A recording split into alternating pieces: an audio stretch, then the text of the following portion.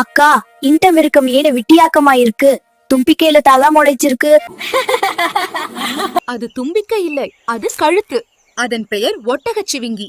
இது இந்த வறண்ட பகுதியில் அந்த விலங்கு உயிர் வாழ இயற்கையின் பரிசு. ஜி என்றால் ஒட்டகச்சிவிங்கி, ஜி என்றால் ஒட்டகச்சிவிங்கி.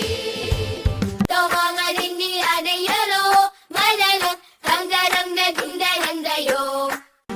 ஜன் ஜன் ஜன் ஜன் ஜன் கன் கன் ஜன். சூரியனை பார்த்து ஹாய் சொல்வோம்.